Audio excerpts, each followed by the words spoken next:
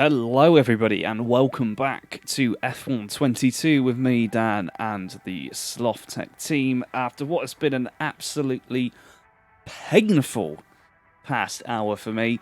I recently got an ultra-wide monitor and I've been trying to get it to record properly on F1, and oh my god, it has taken me forever to get this thing to work. Apparently, the issue is down to me using game capture. It doesn't like it. In fact, to the point where if you try to load F1 with game capture in Streamlabs, it just refuses to do anything. You get to the press any button to continue, and you just get stuck on a black screen. And then it crashes, which is just incredible. Once again. Anyway, to the matter at hand, renegotiated with Théo Pourchaire, because, let's be honest, we're not going to get any better. So we're going to go for the low-risk option, just because I just literally cannot afford to lose him. Thank goodness for that. Right, we've got him. That frees up 1.5 million for facility upgrades, which we probably cannot afford. Or we can get some there. I'm kind of in two minds, actually, at the minute. Do I want to save up for this? Or, well, just 4.5 million for any of the Spec 2 upgrades, because that will actually unlock a whole bunch of things. I think we're going to do that. Oh my god, we've lost Venturi tunnels. Oh. So the entire development package for the weekend has failed. Thanks, not. No, it's not Jeff. It's some other dude. Okay, well, 8 days. That's going to be, unsurprisingly, after the Grand Prix. Please don't fail. You have got to be kidding me. Oh my god. And I bet we don't have enough for this. You've got to be kidding. That was the... This is infuriating already, because that was the one thing that I needed to fix the performance issues. I don't even care about this. We're just going straight to the race weekend, and... Oh my god. That cylinder head was pretty much essential to this whole thing. And now we've lost it for, well, at least a little while. Let's have a look at how long it will take. Well, if we'll get it before the Belgian Grand Prix, well, that's something, but we do have to sit around Hungary. And look at the deficit we have now compared to even Alpine, who are supplying our engines. It's absolutely ridiculous. Let's get back over here and go to quick practice then. And we'll immediately just go off to qualifying pace, because we can get the quickest amount of points here. Oh, ERS. Right, okay, over to tyre management. Cool. Yep, there's another 60 points. We really could not afford to have had those 2 failures in R&D back to back. Oh, and the day just keeps getting better and better. Right, this weekend just keeps getting better and better. In fact, not really this weekend, this day, to be honest, in terms of getting anything, in terms of progress out of this game. Try and get some drag reduction at least. Oh my god. Right, well, it's going to be one of those, I think.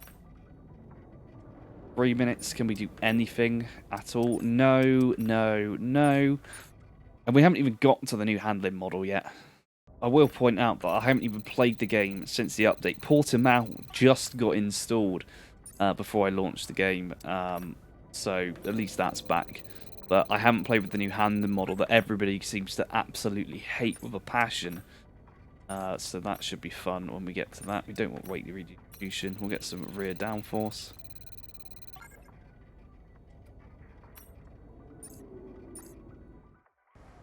Okay, so right before we head to the race, let's go and grab that cylinder head again, and hopefully we actually get it. But look at that. We're not even going to get halfway the distance up to AlphaTauri in terms of power unit development.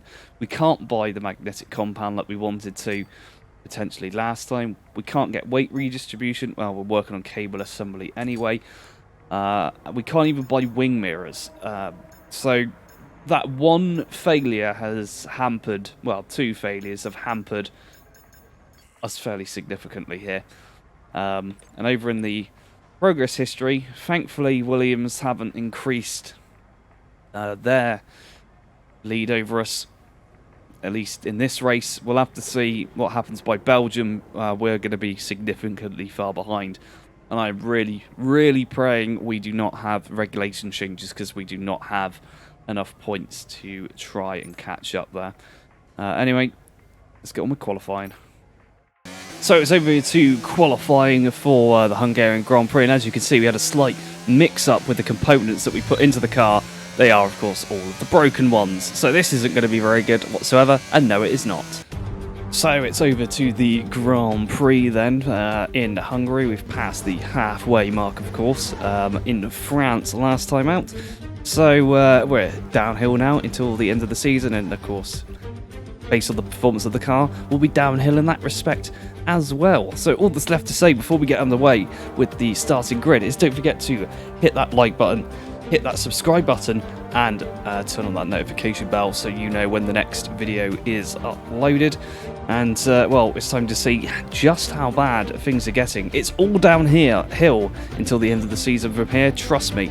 But today it's Charles Leclerc lining up alongside Lando Norris in the McLaren on the front row in Hungary, followed by George Russell and Lewis Hamilton, the Mercedes duo. Behind them we have Sergio Perez and Max Verstappen in the two Red Bulls, followed by, on the penultimate row of the top 10, Daniel Ricciardo and Fernando Alonso, of course, who moved to Aston Martin recently. His teammate Esteban Ocon and Carlos Sainz round out the top 10. Further down the order we have Sebastian Vettel and Yuki Tsunoda, followed by their teammates Pierre Gasly and Lance Stroll in the AlphaTauri and the Aston Martin. Behind them, Nicholas Latifi, who moves up the order thanks to some penalties alongside Kevin Magnussen. Then we have Alex Albon alongside Valtteri Bottas, who I believe is one of the cars who took a penalty. Zhou Guanyu, again, as well as Mick Schumacher, also taking penalties, which means on the back row it's Radiant Slothz and Théo Pourchaire.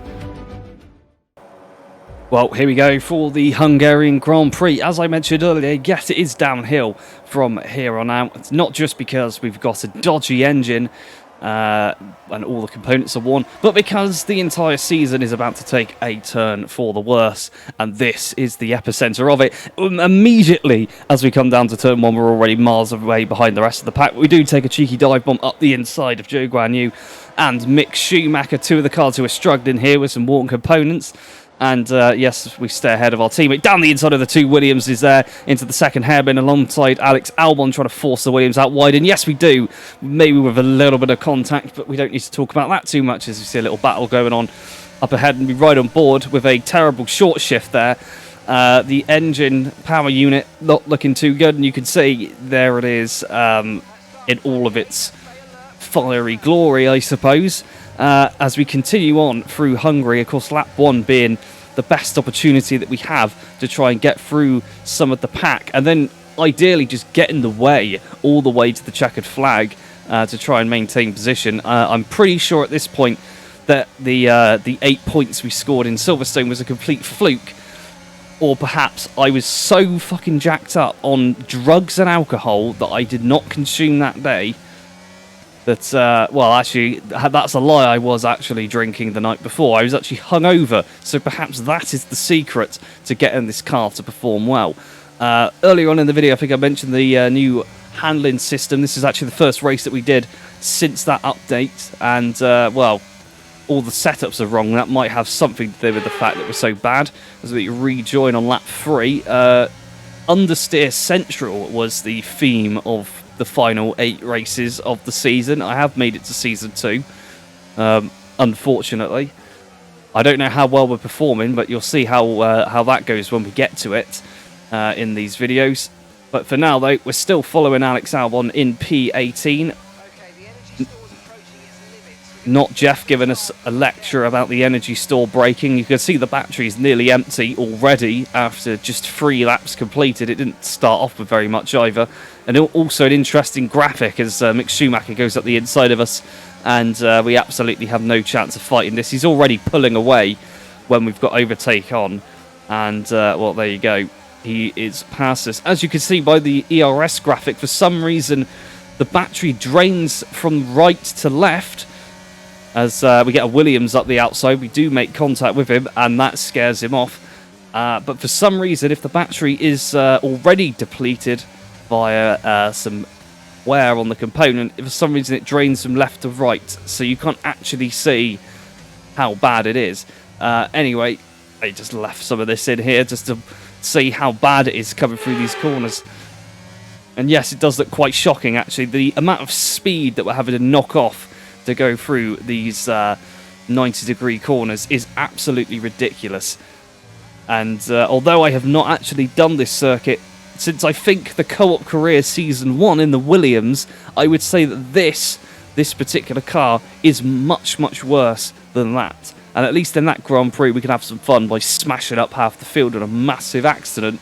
Not an option for us here, as everyone ahead comes into the pits. We'll just see how far behind we are as we come round the final corner. There are Schumacher and Bottas, and we haven't quite been able to catch up to whoever is leading. They're just ahead of Hamilton. Zhou Guanyu up the inside into turn 1. We're going to have to show him a bit of the old racing experience here as we actually get good traction out of the corner. He locks up going into the second hairpin. Bit of over rotation on the car, but we do get it through. We are now under massive pressure though from the Alfa Romeo. We go very defensive, using high revs to try and get the most out of each gear, and we do scare him off with potentially some contact. But again, we don't need to discuss that, do we? As we follow through into the chicane, smashing into the curb to try and take as much of it as possible, hopefully trying to make us go a little bit faster. It's not working, but it's the thought that counts.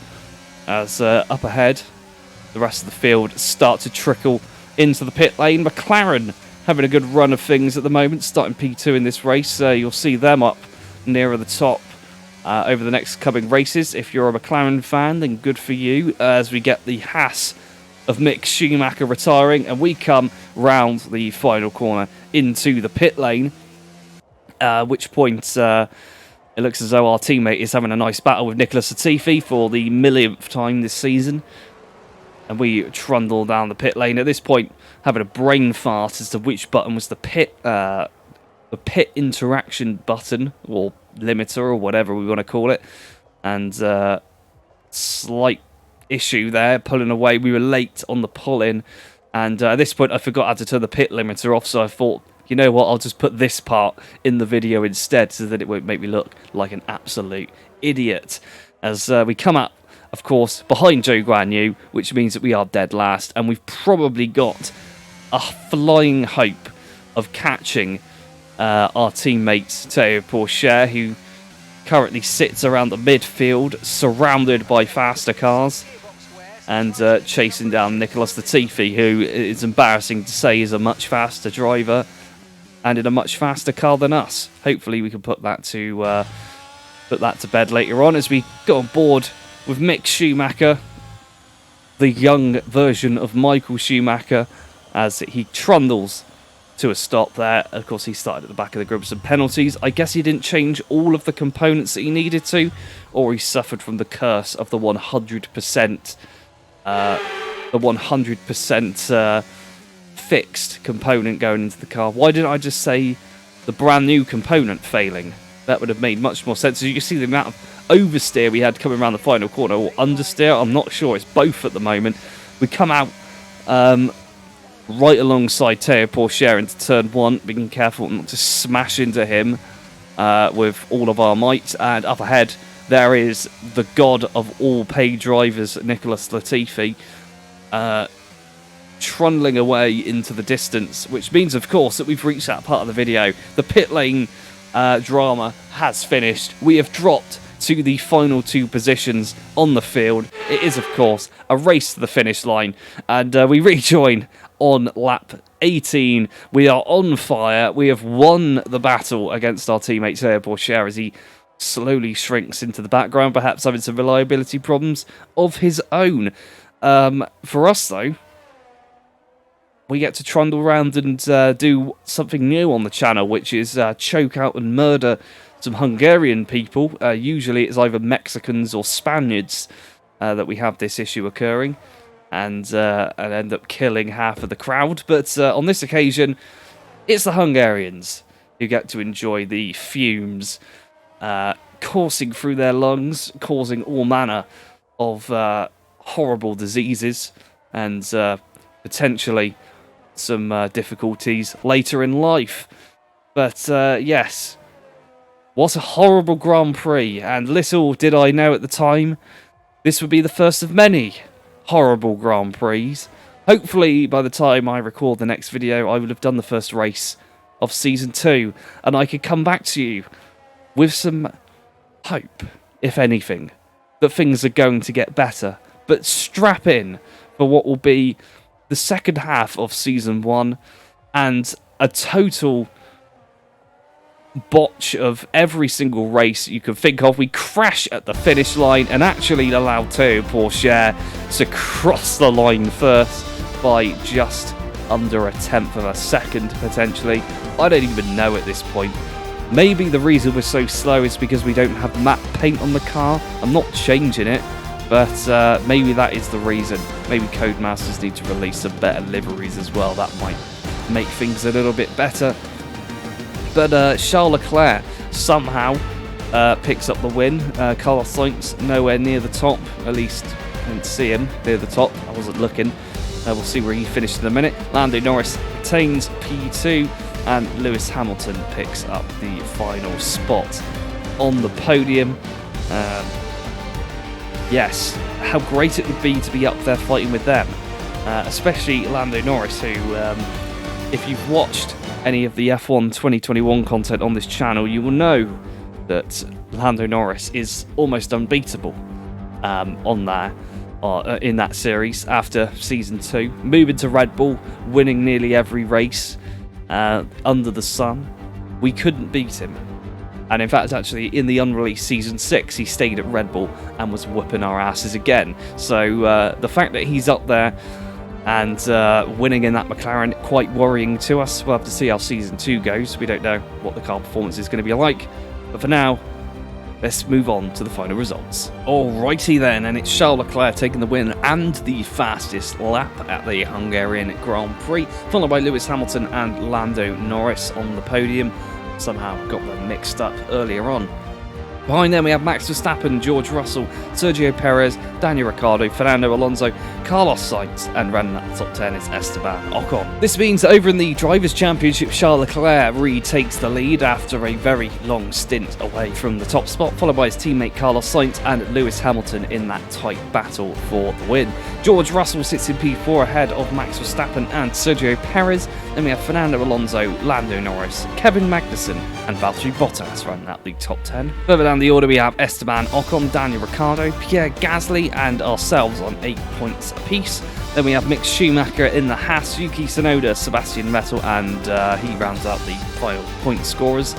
Lance Stroll, Joe Guan Yu, Alex Albon, Théo Pourchaire, and Nicolas Latifi round out the field. And over at the Constructors, it remains the same as per usual. Ferrari in the lead ahead of Mercedes, followed by Red Bull in third. Then we have Alpine, McLaren, Haas, Alfa Romeo, AlphaTauri, Slothz, Aston Martin, who apparently move up the table after every single race according to David Croft, and Williams at the back. That's all for now. Don't forget to like, comment, and subscribe, and we'll see you in the next one.